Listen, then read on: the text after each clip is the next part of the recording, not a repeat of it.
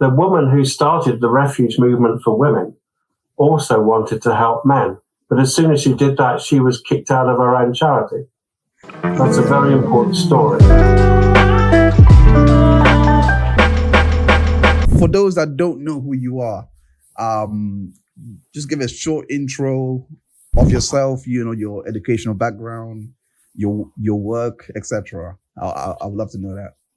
Okay, well, probably most people don't know who I am, but I'm a consultant clinical psychologist and an adult psychotherapist. I worked in the NHS for 30 years as head of psychology in 2 NHS trusts. The last 10 years or so, I've been in the charity sector. I've worked with all range of mental health problems, and with adults mainly. Although as a psychologist, you train with kids and a range of human problems, but of all ages. But you have to specialise. So I specialise in adults. I worked in the NHS for 30 years, as I said. As a lecturer in mental health, I'm a researcher too, written papers. My areas of interest are mental health generally, which is a big area, but also men's mental health, male psychology. But I've been in the charity sector. I've worked with homeless people, addictions. I've helped a lot of charities. I worked with the Samaritans for over 10 years, helping them, particularly trying to help them, working with men. I'm trying to change attitudes to mental health to make it a bit more simple and human, because people tend to get into a dialogue about mental health that's terribly stigmatizing, really. Yeah. And also male psychology. I think this is the new thing that's going to come along, I think, and we're going to start realizing attitudes to men are very negative, and that's harming all of society, not just men themselves. Yeah. We're going into schools and giving boys a very negative image of themselves, and that's going to have mental health problems for our society. So that's my main interest at the moment. We've done a couple of books on this, and so I'm talking to you because I'm interested in, anyone who's got a platform who generally wants to spread information in a good way and a sincere way about mental health and masculinity. I'm very pleased to talk to you. I'm really happy to talk to you as well. Have you done work to help women as well as men? Yes. Yeah, because in the NHS, particularly, you're just working with whoever's referred, so that's men and women. I specialise in men's stuff, but I've mainly worked with women, if you see what I mean. Because in the NHS, about 2/3 of your clients will be female. Yeah. Because they turn up for help more often than men. Yeah. And then sometimes people use that as an argument, saying men should seek help and blame men. And it's not that simple, actually. Yeah. But in terms of NHS work, you tend to work with more women than men. I did family therapy training and worked in a family therapy team for several years, and you're often working with them. And I mainly help women, really. Yeah. So I'm only helping men because I've suddenly realized late in my career that we ignore them quite a bit. We ignore the male gender. We tend to think of gender as female. Yeah. We're tending to think of gender issues as issues of everyone except men. And so my approach is, men have a gender too. I work with an all-party parliamentary group that's trying to improve things for men and boys. I support charities like Families Need Fathers, who are trying to help men get more access to their children. Because if you think about male suicide rate, a big chunk of that is men who can't see their children. Yeah. It's that simple. People are saying, what's wrong with men? They need treatment because they're killing themselves. Well, they just need to see their children. For example, male prisoners don't get as much access to their children as female prisoners. There are gender differences and biases. So I'm trying to work on all these things by supporting charities.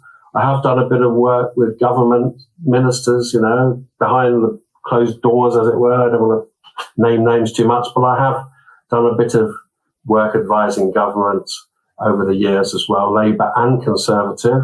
Yeah. I'm not politically left or right particularly. I would see myself as a social capitalist. In other words, I believe we should make money and do good things with it for people.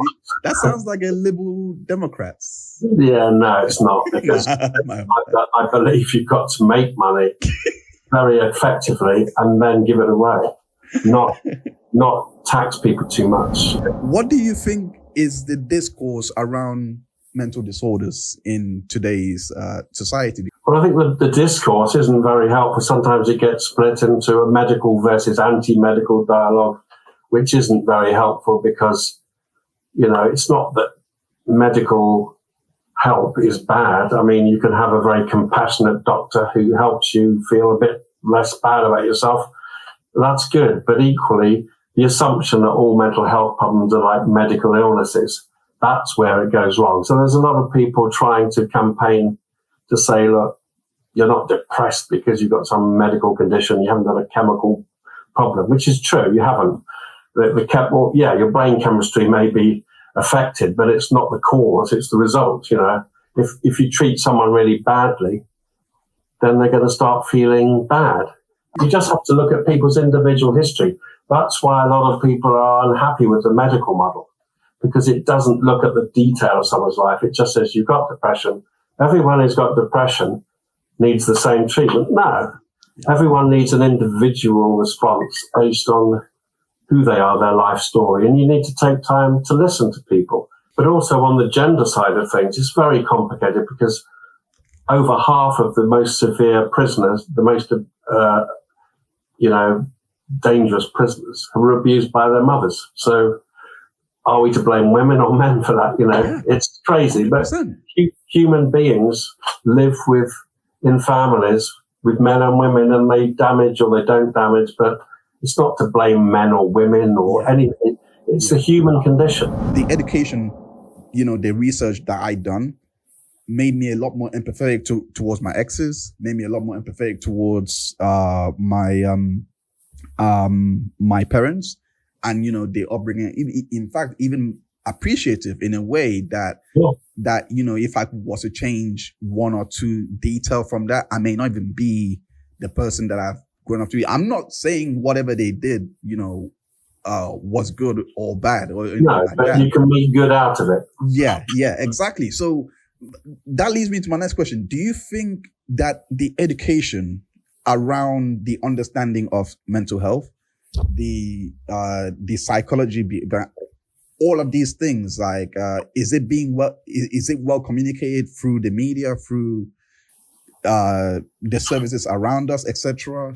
No, not really. It's even the anti-stigma campaigns. I did something on Radio 4 a while back, a few years ago now, probably 10 years ago, because the anti-stigma campaigns were saying 1 in 4 people have mental health problems, as if they're trying to say, it's common. It could be me. Could be you. So I was interested when I heard from a very experienced consultant clinical psychologist, Martin Seager, a man who spent a lifetime working with people in the NHS and at the Central London Samaritans, that he thinks the use of 1 in 4 is a mistake. My main objection to the concept, not the intention or the strategy, is that when you put statistics out, you say 1 in 4, whether it's intended or not, people assume you're talking about a condition that's present or absent. In my view, all that was doing was making people think, well, I'm one of the 3 in 4. There's 1 in 4 people who've got mental health problems. So I think the actual campaigning is it's not very sophisticated, shall we say. The point is about mental health, everyone has a mental health issue. Everyone needs not to be rejected. They need to belong. They need some love from somebody. They need some sense of achievement. They need some sense of purpose. And if they don't get those, they get low, they get sad, they get anxious. And just being a human being, it's going to, at different points in your life. Also, just your mental health could change in a day. If you lost all the people you love in one day, which happens to some people who become refugees, or they're in war zones, all the loved ones get killed, your mental health goes down through the toilet. Yeah. But your mental health is based on attachments to people who love you. It's not something in your head, in your brain. If you lose a job that you really believed in, and you can get very depressed. Yeah. This is why the suicide rate in men, as I was saying, it relates mainly to loss of contact with family, with children, and a sense of not being able to, I think a sense of failure and shame. It's pretty obvious men feel shame if they can't provide for their families and they can't even see their children. These are big factors in suicide. Everyone's saying they're suicidal because they're depressed, let's treat the depression. So that's where mental health dialogue is going wrong. Yeah. It's still seeing, the way I look at it is this: mental health is not a series of mental conditions. Mental health is what is the human condition. The human condition is mental and physical, and it's social and it's political. And when all the things go wrong for you, your mental health goes down. But that's because you lose people you love, you witness something awful, you lose a job, you get rejected. Mental health can go down for anybody. Yeah. And yes, some people end up in the mental health system more than others because their mental health was being damaged earlier on in their life when they were children, so they haven't even got that foundation from childhood of security. So all the people I've worked with, they didn't have a secure start in life. But, anyone's mental health can go down because, as well as up, because life is fluctuating. For some people who are more severely damaged, some people report, because even if you're psychotic, you're hearing voices or whatever, if the medication is like a big sedative that helps you feel more stable, that can be useful. Equally, we shouldn't pretend that psychosis is just a medical illness, because people with psychosis have probably been abused or traumatized. And, I have had clients who hear voices, the voice of their abuser in their head. I suffered from this 2 years ago. I had I was sectioned for a month, and I was, part of the early intervention, and, came out and been recovering since. And everything you said couldn't be any more factual. And the main help, like, of course, I was on antipsychotics, etc. They just sedate you a bit, keep you a little bit more stable. Yeah. But I was very fortunate, and many people probably don't have the same support system I have. And this is an extra driver for why I'm doing this as well. I have my mother works in the mental health field for the NHS. She just knew everything to do. So she practically got everybody in my family to just check in with me all the time. Like I didn't notice it back then. I didn't know all of this I was going on back then. But of course, looking back in hindsight, I'm like, I can see why this person was reaching out, that person was reaching out. All those things. And also, I even had a care worker as well. All of these help is exactly what you're talking about, because if I'm being honest, like the recovery I've made in like 6 to 12 months, getting back into work, etc., has been down to just the hands-on support, the communication, all that, away from the drug. So I completely. Yes, it's both. Usually it's both. I mean, that's why when people talk about what's your approach to mental health, I say, well, it's the human condition. There's biology, there's psychology, there's a social set of circumstances, there's relationships and cultural factors, there are political factors. There's spiritual factors, because, people feel mental health is a lot better if you believe in something, or you feel something believes in you, more to the point. Yeah. So people's faith can help them because they feel that they are of worth. We do need more balance. We are overly using medication because we've got brief consultations in the NHS. You had a lucky experience there. Obviously, it's not lucky to have the psychosis, but the response to it has been good for you. So you're proof, because you wouldn't be sitting here interviewing me now in this way. Yeah. But, other people might just get a very brief medical thing, and it's not that the medical thing's no good. It's just that if you're not seeing the same person consistently, you don't build up trust, So the key thing in the mental health system is we know attachment is so important. Attachment theory, that children need a consistent adult in their lives. If you're in a mental health problem, you need a consistent helper who isn't different every day. If you're having to talk to someone different every day, I mean, imagine sending your kids to school and there's a different teacher every day. Because, you wouldn't build up trust. No one would get to know you. Mental health is about people getting to know you and you getting to know yourself. Once that happens, your mental health is more secure.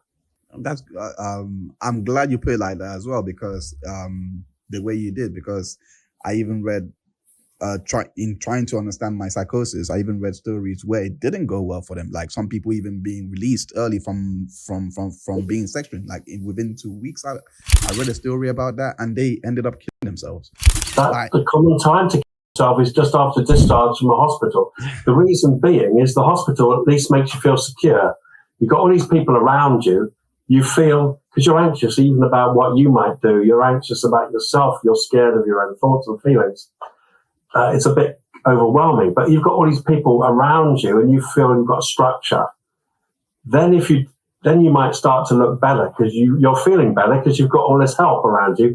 Then that's where the medical model can go wrong, because they think, oh, they're cured because they're looking better now. The symptoms are better. So they discharge you. But the only reason you were better because you had all these people around. Yeah. And often happens after discharge. We're a bit naive about discharging people. So aspects of the medical approach are completely wrong. But I'm not one of those people who would be anti-psychiatry and say, oh, it's all rubbish. It's all, it's just control over people or whatever. I want to get your opinion on this. What is the understanding of PTSD? And this also includes CPTSD as well. Yeah. What is your understanding of that? Well, my understanding is that there is such a thing. It's a very valuable word. The word trauma is actually the Greek word for a wound. So it's just a severe wound, injury. And obviously, there are obvious examples, like if you're a soldier and someone comes up to you and tries to shoot you and you manage to survive, but you nearly get killed, a road accident where you think you're about to die. There's obvious specific examples in adult life where you think you're about to die, or and you witness something awful, or you see someone else getting killed, where there's a single event which just sticks in your brain and you just, like a broken record, you can't get it. So that is the kind of classic definition of trauma. PTSD is an emotional reaction to overwhelming experience, which then will have an effect on the brain, all the stress hormones and everything, and all of no doubt there's a brain effect, but the cause is an overwhelming stressful experience. And complex PTSD is just having overwhelming experiences throughout when you're a young person, and so you're being shaped by them. You're not simply an adult who's had a foundation and then you get a trauma which you can deal with as a one-off. So that's the difference. So and obviously there are things which are organic in the sense of the brain. People do get brain disorders, and that has a psychological effect too. But the mind is not the brain. Mental health means the health of your mind. In other words, your security, your well-being, how you feel about yourself, how you behave, how you think. It's psychological, whereas your brain is actually the physical structure. If you haven't even had any security in your childhood, you haven't got the resources to process subsequent events so well, and you need someone to kind of reparent you in a way. You need not one person, but as I say, it takes a village to raise a child, they say. Mental health improvement takes a bit of a village too. As in your case, you said you had all these people around you who helped you. Yeah. So, doesn't have to be one key person that treats you, as it were, but it have to be consistent. That's the key thing. Yeah. As I said, the three big things that cause mental health problems, especially when you're a developing child, are trauma, neglect, and abuse.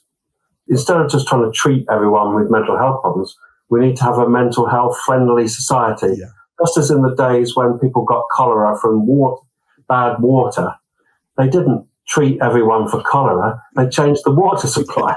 So it's the same with children. Something so simple. If you change the supply of adult input to children across society and schools and homes and communities, children wouldn't get all these mental health problems. Yeah. And then they only get 5 sessions of CBT or something after a wait of about 10 years, So it's silly. We're doing it the wrong way around. Do you think there's a real stigma attached to the violence against men or VAMB sector? what do you think, based on your professional experience?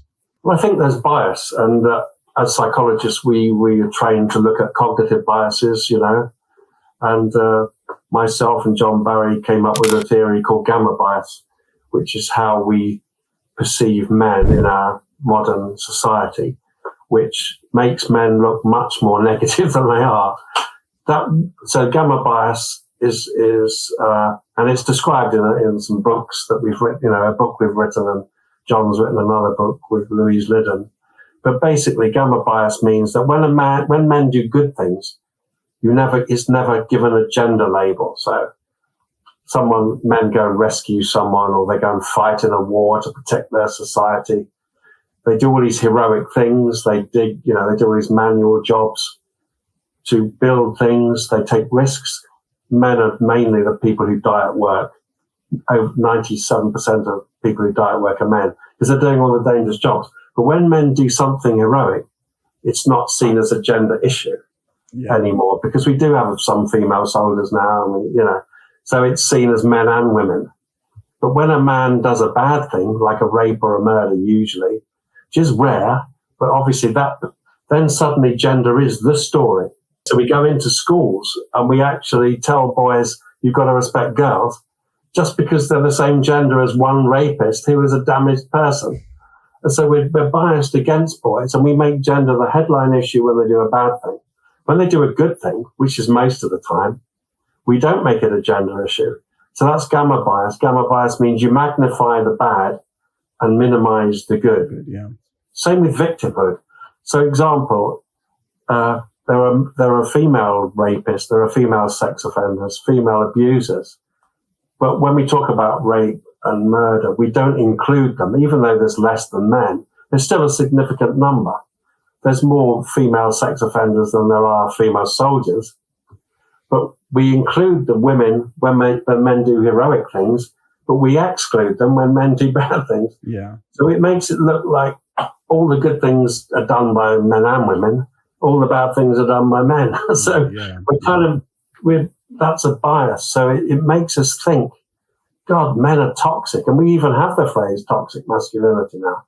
And can you imagine any other demographic where you could call that demographic toxic? One group you can really slag off, and actually to slag them off is okay. It's you can be generalized that men are all toxic, they're all rapists. You can say that sort of stuff and not be cancelled. The 1% of men that were murderers and rapists, depending on how you calculate it, but it's obviously too many. Yeah. But as I said, all those people have been damaged. They're not doing it just because they're men. That's crazy. But they're doing it because they're damaged people who happen to be men. Yeah. If you're a damaged person who happens to be a woman, you might do something else. And of course, if you just take killing children, murders of children are more common amongst women than men. We don't go around saying all women are child murderers because it's a tiny little percentage. So the point is, why would you generalize to all men about something a tiny minority do? Yeah. And of course it's bad, it's horrible. Yeah. But rape and murder, to be associated with your gender is if that's why you're doing it. That's the toxic thing. Yeah. The bias, the gender prejudice that assumes that if you're a man, you're dangerous simply by virtue of your man. As I said, if you look at the statistics, most suicides are men. Most homeless people on the streets are men. Men are doing worse at school. Yeah. They're not even going to school anymore. They're checked out. They're just like, what's more value to society? Yeah. I suppose we explain this in terms, partly it's evolutionary. We've evolved as a species to protect our women and children. If you don't protect the women, then you're not going to produce more kids, and so you have to protect them. Also, there are physical differences. It's not rocket science. Men have evolved to do more physical stuff, and they still do. I mean, in Ukraine, they asked the men to go and fight. That's fair enough, as long as you thank them, as long as you say, well done, men. Thanks for your heroism. Yeah. We appreciate that gender difference. But what we're trying to do is still send the men to fight the wars, but not not see masculinity as positive, just focus on the bad men. Yeah. So that's the bias that we need to look at all biases. Yeah. Over 80% of psychologists are women now, and it shouldn't be male or female dominated psychology, because it's about all human beings, isn't it? So I would say there's an issue there, and that's why I got into it, because I realized, and we've now got a section within the British Psychological Society for male psychology. We've actually now achieved that. A third of voters voted against it. Prejudice even amongst psychologists. But why should you not want to study male lives? Why should male lives be exempt? And Liz Bates, who you mentioned earlier, is now the current chair of the male psychology section, which I helped to found, along with other colleagues like John Barry, Luke Sullivan. So basically, we're coming a long way in terms of beginning to realize men have a gender too. And of course, boys are being disaffected, and they're then going off to these people like Andrew Tate or whatever. And then the story becomes Andrew Tate's another bad guy. So that proves men are bad. No, all we're really saying is boys are going to go to someone like that if there's no positive, if there's nothing positive, if teachers don't go into schools saying, come on, boys, you're great. Most boys are fantastic. You're going to be dads. You're going to look after your family. You're going to be a good human being. They go in saying, look, some nutter killed someone last week, so you've got to respect girls. As if suddenly all the male gender is guilty for the actions of one damaged man. So if boys are getting that message from their schools, they're going to go off and they're going to find something positive. And if it's Andrew Tate, that's the symptom, not the cause. Yeah. Because you think about it now, you can be proud of every identity, and you've got a sort of flag, and everyone's proud of their identity. But when it comes to men, you're expected to be ashamed. Yeah, there's nothing. I mean, so what's that going to do for our boys, and also all of us, because half of us are male. Yeah.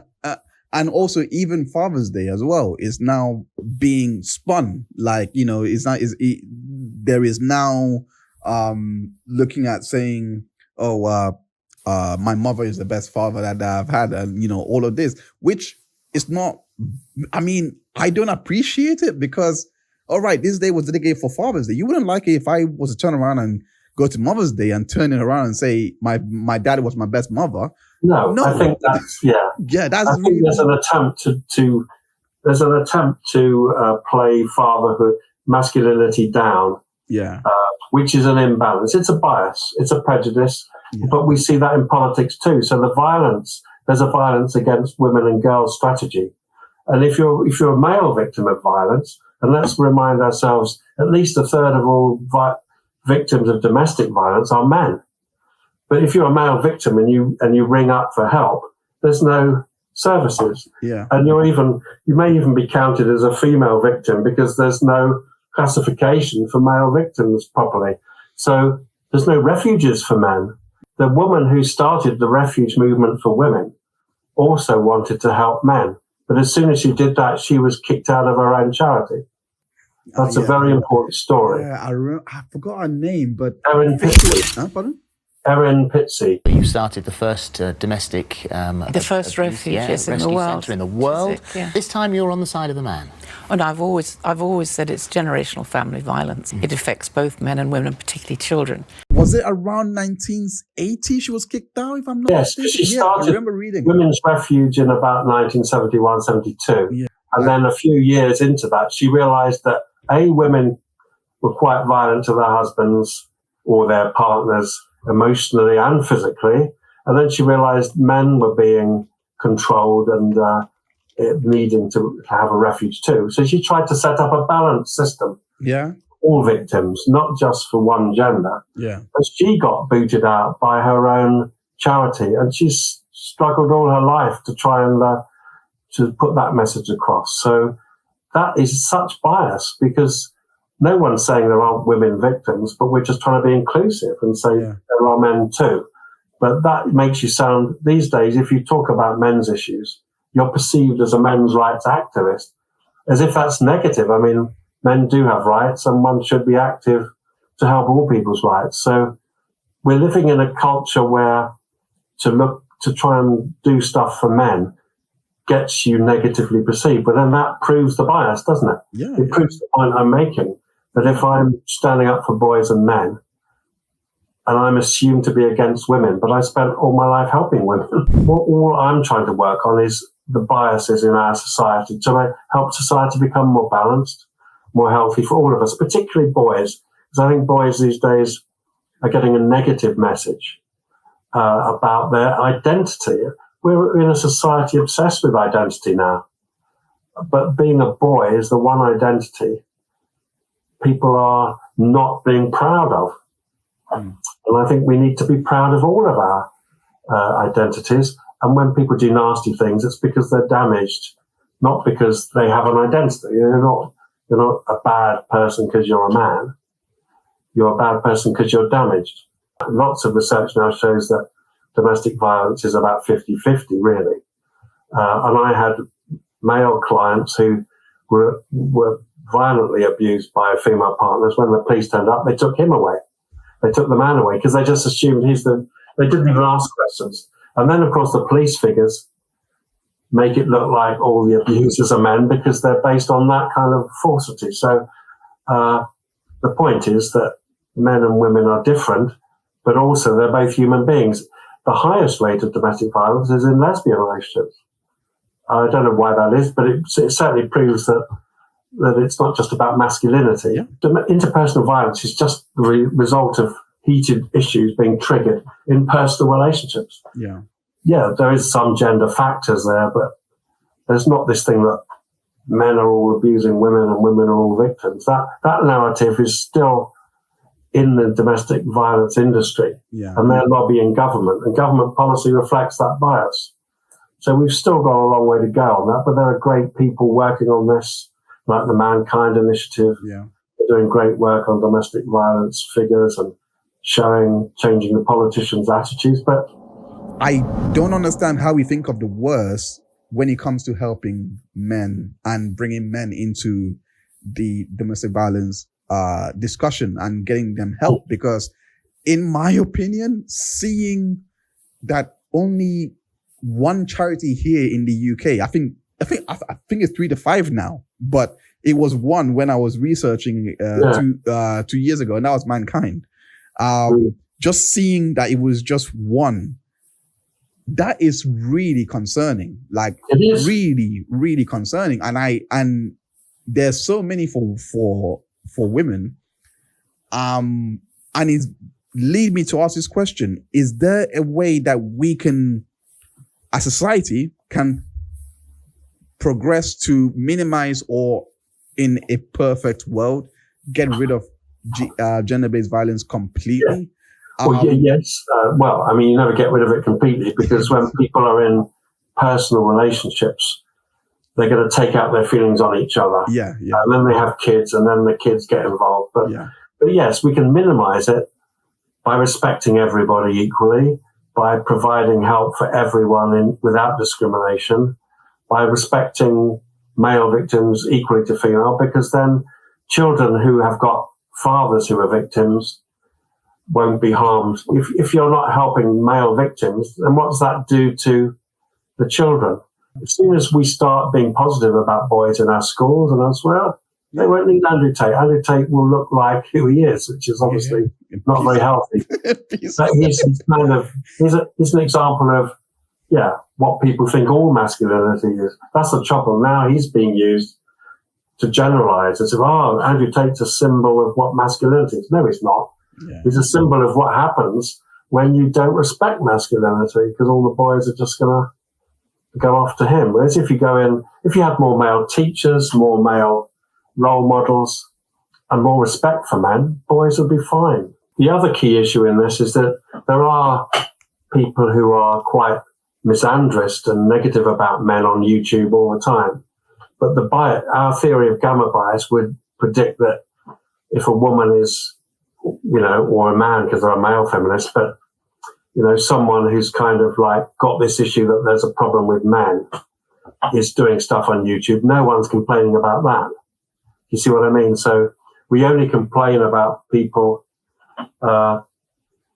if they've got one side of the narrative. not the other side. So that's further proves the bias. No one's complaining about some quite negative stuff about masculinity that isn't even just a rare person on YouTube. Actually, our whole culture is, you could argue, negative about masculinity. But because we're negative about masculinity, even when we're trying to help boys and men, we just keep making them feel more negative because we're seeing them as a problem.